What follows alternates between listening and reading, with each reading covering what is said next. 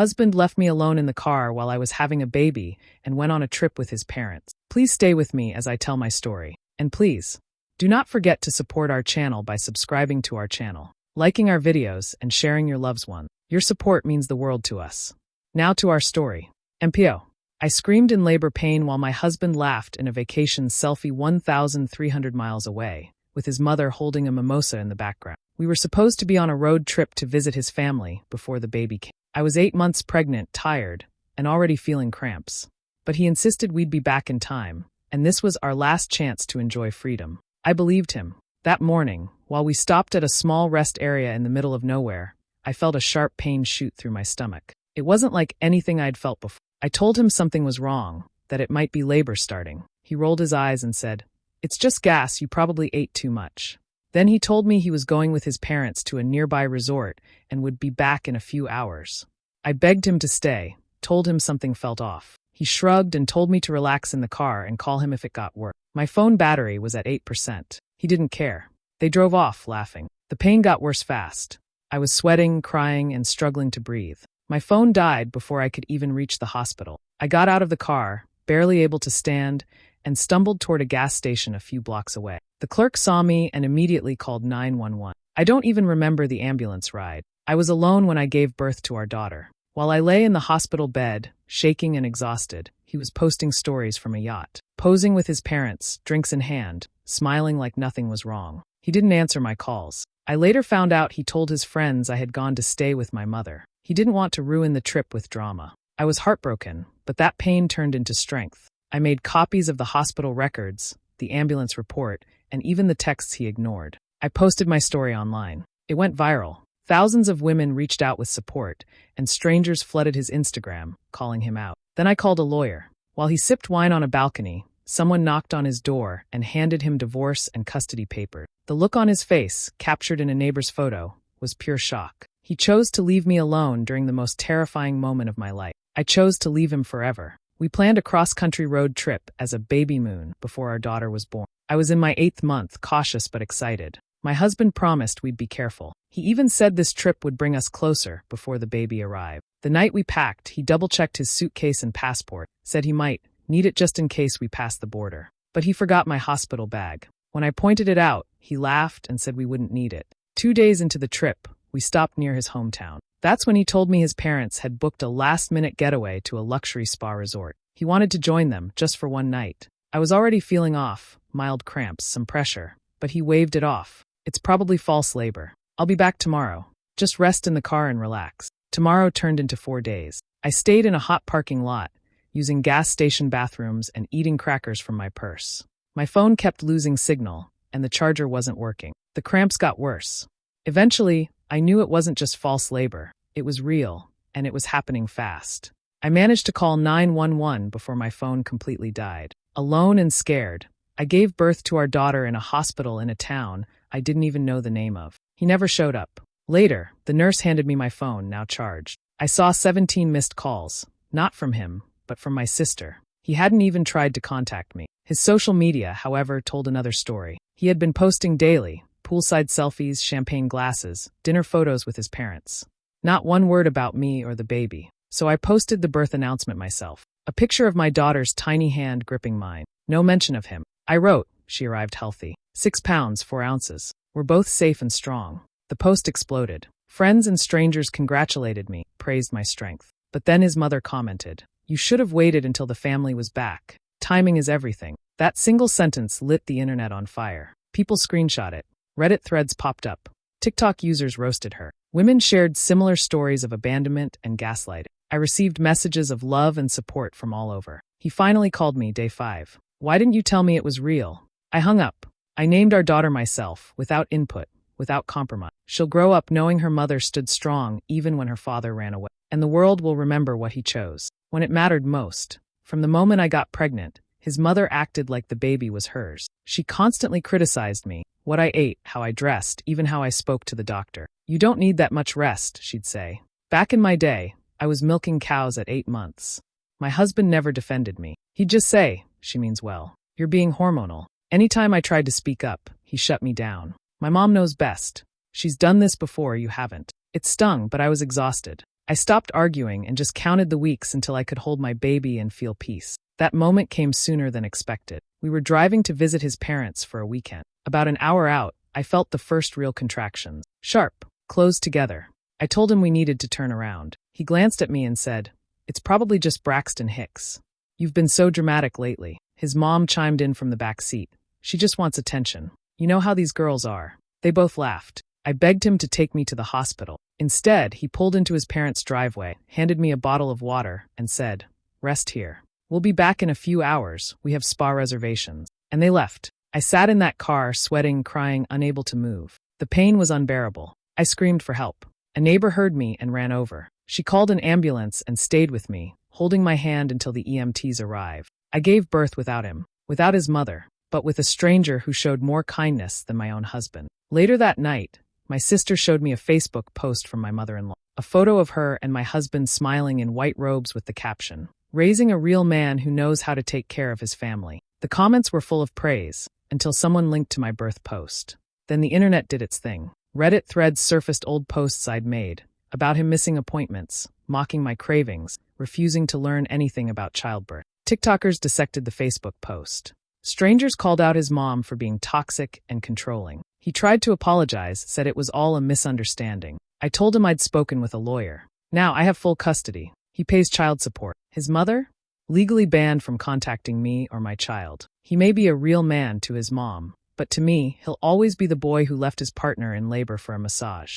It started with a short video. Me in the back seat of our car, holding my stomach, breathing through the pain. I whispered into the camera. He left me. "I think I'm in labor." My phone was shaking, my voice cracking, but I hit post anyway. I titled it, "He Left Me Alone in Labor, Part 1. I didn't expect it to go viral. In the next video, I showed the empty car. His backpack was gone. Mine, with my hospital papers and baby clothes, still in the trunk. I explained how he said he needed a little break with his parents and drove off to a resort. I was 8 months pregnant, stuck in a random parking lot, and the contractions were getting worse. Within hours, millions were watching. Comments flooded in, women offering help, nurses giving tips, strangers asking where I was so they could come assist. Meanwhile, he was posting on Instagram a hot tub photo with the caption, "Family trip, no distractions, man getting massaged."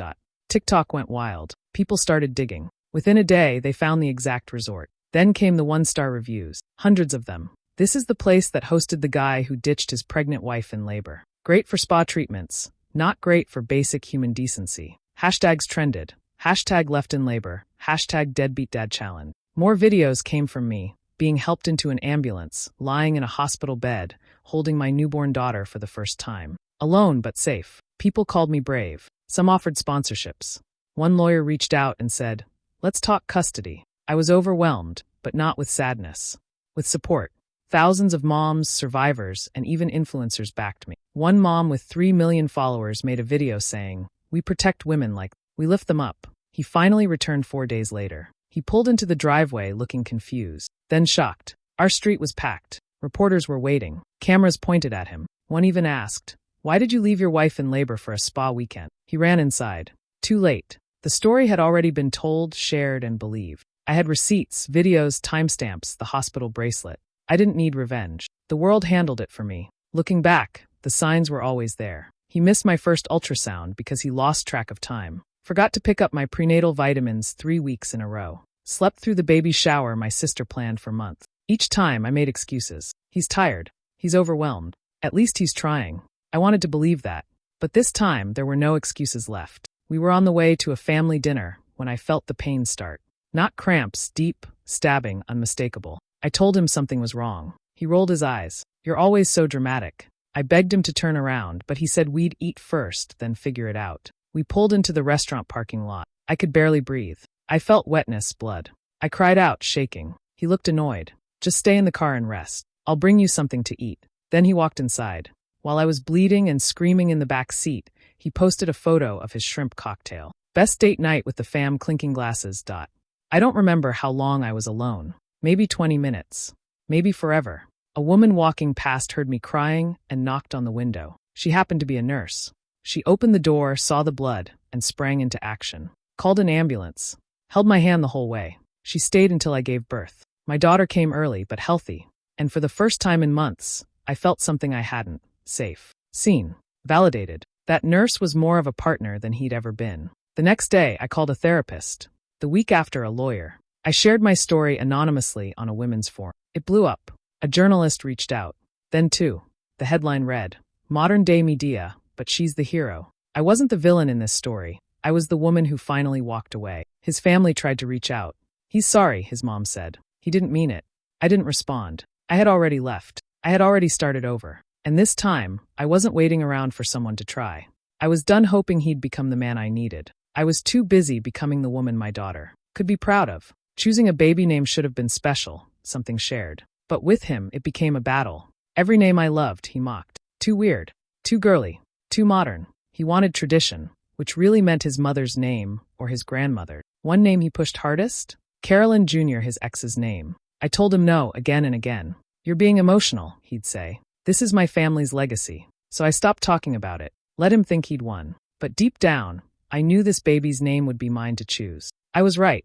The day it happened, we were out running errands when I felt the contractions begin. I told him I needed to go to the hospital. He glanced at the clock and said, "I promised my mom I'd meet her for lunch. You'll be fine. It's probably false labor." Then he left. I waited, timing the contractions, knowing it wasn't false. I called an Uber to the hospital. I gave birth without him. No phone call. No text. Nothing. And when the nurse asked, "Have you chosen a name?" I didn't hesitate. "Ophelia May," I said. My late grandmother's name. The woman who raised me, who loved me unconditionally. The woman his ex hated with a passion, because my grandmother once called her mean-spirited and full of herself. She was right. That name wasn't just for me. It was for every time he dismissed my voice, mocked my ideas, and made me feel small. I posted the birth announcement that night. A simple picture, my daughter's hand wrapped around my finger. Captioned, "Welcome to the world, Ophelia May. 6 pounds, 9 ounces of pure strength." Just like her namesake. It blew up. Thousands of comments poured in. Strangers celebrated the name, praised the meaning. Beautiful choice. So powerful. That's how you honor family. He didn't see it until 2 days later. Walked in with flowers and a forced smile. "Okay, let's fill out the name forms now." I turned the birth certificate around. He read it. Froze. His face turned red. "You named her what?" I stayed calm. "I named her Alone. Because I gave birth alone. You left, remember?" He lost it online. Ranted on Facebook about betrayal, how I stole the moment. Tried to paint me as the villain. I posted one reply. "You left me alone to give birth. I named our child Alone too. Actions have consequences." Silence followed. Now, when people say Ophelia May, I hear legacy too, but it's mine, not his. I was sitting on a bench outside a pharmacy, holding my belly and trying not to scream. My contractions were 5 minutes apart. My husband had driven off 20 minutes earlier, saying he'd be right back. He never came. I didn't know what to do. My phone was dying. I was scared. Then, out of nowhere, a woman in scrubs stopped in front of me. She asked gently, "Are you in labor?" I nodded, barely able to speak. She knelt beside me, checked my breathing, and said, "I'm a nurse. I'm taking you to the hospital." She flagged down a car and stayed by my side the entire time, holding my hand, rubbing my back, whispering calming words. I cried the whole ride, not just from pain, but because someone cared. At the hospital, she never left. She helped me through every push. When my daughter was born, she was the one who wrapped her in the blanket and placed her in my arms. I looked at her and said, "You saved both of us." I asked if she would be my baby's godmother. She cried and said yes. 2 days later, my husband walked into the hospital like nothing had happened. "I'm here for my family," he said. But the nurses knew the story. My nurse had told them everything. Security was called. He was asked to leave. He didn't take it well. He went online and tried to flip the story, claiming I shut him out, that the hospital overreacted. He called it defamation and even filed a lawsuit against the hospital and the nurse. It didn't go well, because the nurse had documented everything. The time I arrived, the state I was in, the fact that he was unreachable for over 30 hours. Court dismissed the case. Then came the interview. The nurse was asked to share her story. She spoke clearly and calmly. I wasn't going to let her deliver alone. No woman should ever go through that, scared, abandoned, and in pain. I didn't do anything special. I did what any decent person should do. That clip went viral. People flooded her page with thanks and support. She became a symbol of compassion. My husband, on the other hand, became a warning, a meme, a headline, a punchline. Now, when my daughter grows up and asks about her godmother, I'll say, "She was the woman who showed up when your father didn't." And I'll mean every word. The room was quiet except for my baby's soft breath. She was swaddled tightly, resting on my chest. I was exhausted but proud. I had done it. Alone. The nurse had dimmed the lights. I stared at my daughter's tiny fingers and wondered how someone could leave something this precious behind. My body ached, but my mind was clear. I knew what I had to do. Hours later, the door creaked open. He strolled in, smiling like nothing had happened. "I brought champagne to celebrate," he said, waving a bottle like it was a party favor. He didn't ask how I was. He didn't ask about the baby. He didn't even notice the look on my face. I didn't say a word at first. Just reached to the side table and pulled out a folder. "What's this?" he asked, still clueless. "Your papers," I said, my voice calm. "Divorce. And a custody agreement." He blinked, confused. "What? Why?" I looked down at my daughter, then back at him. "You missed her birth. You left me alone. That was your choice. This is mine." Silence filled the room. He laughed nervously. "Come on. Don't be dramatic. I just needed a break. I didn't think you'd actually go into labor." "You didn't think at all," I said. "And now, congratulations. You're officially a part-time dad." His face dropped. No more charm, no more jokes. I picked up my phone and opened the camera roll. The first photo, me signing the divorce papers, one hand on my belly, the other holding a pen. The next photo, my baby girl in my arms, peaceful and safe. I posted them both. The caption read, "Welcome to the world, little one. Sorry your dad's a coward, but you'll never have to wonder who loved you enough to stay." Within minutes, my post blew up. Friends, strangers, even moms I'd never met flooded the comments with support. He tried to talk, to explain, to beg. I didn't listen. Not anymore. Because when I was scared and in pain, he was nowhere. But now that the hard part was over, he thought he could waltz back in like a hero. Too late. My daughter won't grow up with a man who runs from responsibility. She'll grow up with a mother who chose strength over silence. And I'll make sure she knows she was born into truth, not fairy tales. I always knew his parents didn't like me. His mother called me too sensitive, and his father said I was too needy. But I never imagined how far they'd go. During my 8th month of pregnancy, they planned a weekend family getaway. I didn't want to go. I was tired, sore, and close to my due date. But my husband insisted. "It'll be relaxing," he said. "Just a quick break before the baby comes." Halfway through the trip, I started cramping. I told him I needed to get to a hospital. He looked at his mom. She shook her head. "You're fine. Just rest," he said. Then they left. I sat alone in a guest room, breathing through contraction. My phone was dying. I tried calling him. No answer. I eventually called for help myself. Delivered my daughter in a small-town hospital. Alone, terrified. He showed up the next morning, holding a coffee and acting surprised. "Why didn't you call more?" he asked. I wanted to scream. A few days later, my cousin texted me. "You need to see this." Attached were screenshots.